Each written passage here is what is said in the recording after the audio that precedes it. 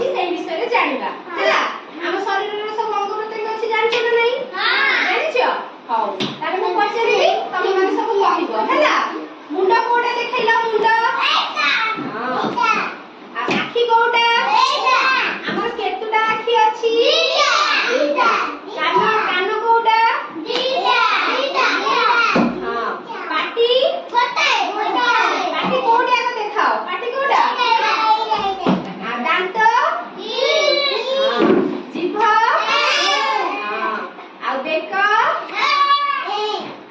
ସୁନା ପିଲା ସମସ୍ତେ ତାଳି ମାରି ଦିଅ। ସମସ୍ତେ ସବୁ ଜାଣିଛ ସୁନା ପିଲା। ତାପରେ ହାତ ହାତ କୋଉଟା? ଆଙ୍ଗୁଠି ଆଙ୍ଗୁଠି ଆଉ ତମ ନଖ। ଆଚ୍ଛା କହିଲ ଗୋଟାଏ ହାତରେ କେତୁଟା ଆଙ୍ଗୁଠି ଅଛି? 1 2 3 4 5 2 3 এই ଗୋଟେ ହାତରେ କେତେଟା ଆଙ୍ଗୁଠି ଅଛି? 1 2 3 4 5ଟା। ଆଉ ତମର ପେଟ ପେଟ କୋଉଟା? ଆଉ ପିଠି କୋଉଟା? ଆଉ ଚୁଟି ଚୁଟି କାଇଁ?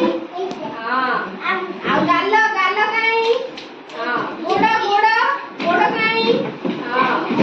ସମସ୍ତେ ସବୁ ଜାଣିଛ।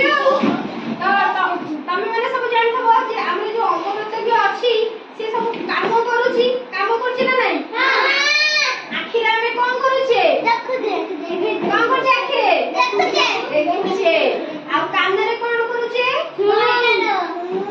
କାନରେ ଆମେ କଣ କରୁଛେ? ଶୁଣୁଛେ ହେଲା। ଆଉ ପାଟିରେ କଣ କରୁଛେ? ଖାଉଛେ ଆଉ କଥା କହୁଛେ ହେଲା। ଆଉ ଦାନ୍ତରେ ଦାନ୍ତରେ କଣ କରୁଛେ? ଦାନ୍ତରେ ଆମେ ଚୋବଉଛେ ହେଲା। ଆଉ ହାତରେ ହାତରେ କଣ କରୁଛେ? ଖାଉଛେ ଆଉ କାମ କରୁଛେ ସବୁ କାମ କରୁଛେ। ଗୋଡରେ ଗୋଡରେ କଣ କରୁଛେ? ଗୋଡରେ ଆମେ ଚାଲୁଛେ ହେଲା। ତ ଯେମିତି ଆମର ସବୁ ଅଙ୍ଗ ପ୍ରତ୍ୟଙ୍ଗ ଅଛି ସେମିତି ତାର ସବୁ କାମ ବି ଅଛି। ତମେ ମାନେ ସବୁ ଜାଣିଲ ମନେ ରଖିଲ ନା ନାହିଁ? ସବୁ କଥା ମନେ ରଖିବ ହେଲା। ହଉ।